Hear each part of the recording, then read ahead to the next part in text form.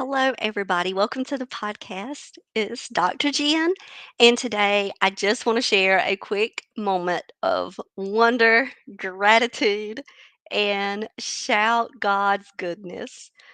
So, I've got to tell you guys a story. Last week, I was speaking with my family, and we were reflecting on the highlights of my career. Those moments that like stay with you, the ones that define something deeper than just, oh, I'm a podcaster. Oh, I do this thing on the side.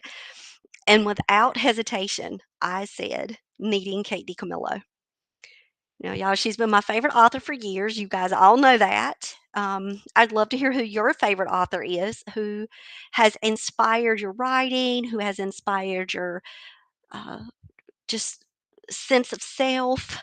Her words to me are just this quiet hope and this deep truth. So much is unspoken with what she writes. And they've just shaped me too as a writer. The way I look at children, the way I understand that trauma response is just so much of how I believe in the power of stories comes from how much I'm influenced by the work of great authors. And so, here's the part that tears me up, like, seriously. Like, in the past, I got to thank her. Like, I got to sit and share time with my favorite author and say, Your words mattered to me. And for any of you out there, any readers, teachers, writers, that's like, to me, that's what I call like a once in a lifetime moment. And so now here's where the God part comes in. So you guys all know about that, right? Because I oftentimes will link back to my favorite podcast in the episodes.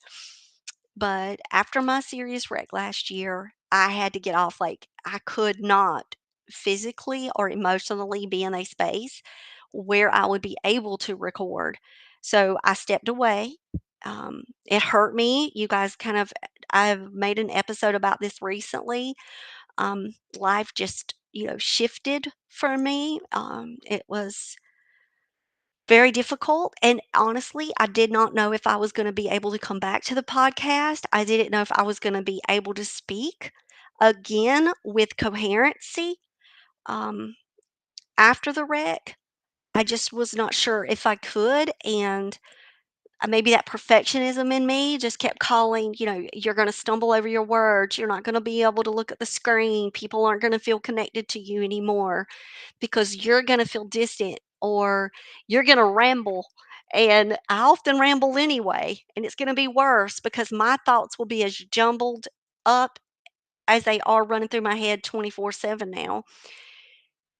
But I stepped in faith and I said, okay, Lord, because I felt that whisper, like that nudge, like it's time. you know, Save your company, save Monarch, get back with your readers, get back to what you love doing because you've got to find that joy. You've got to capture that. And I used to have so much joy with the podcast. So, um, hit record again. You guys know I don't edit anything, so it's not like I had like learned any new editing skills. I just went straight, hit record, and I said okay, and I showed up. And then just a few days later, and this is real time, I received an invitation to celebrate Kate DiCamillo's 25th anniversary of Because of Winn-Dixie.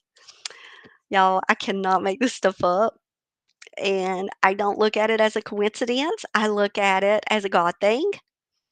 Only he could write a story like that in my life, as a confirmation from heartbreak to healing, from silence to celebration, to remind me why words matter, to remind me that the work is not done yet, um, that there may have been this time in my life that changed internally who I am and physically who I am, but there's so much left that he's given me, and it's books and writing. It's my passion. It's who I am.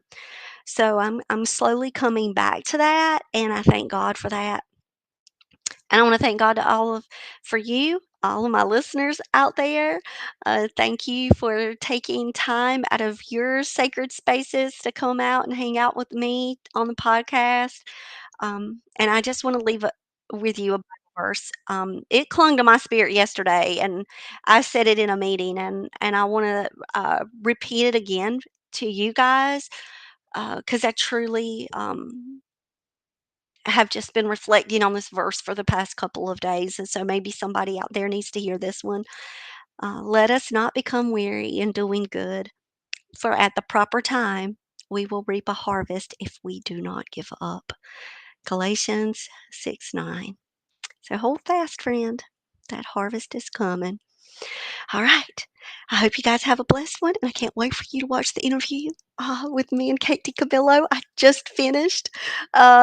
Just a powerful testimony of how the Lord works in all of these mysterious ways, and I'm just so blessed. Thank you guys. I'll talk with y'all later.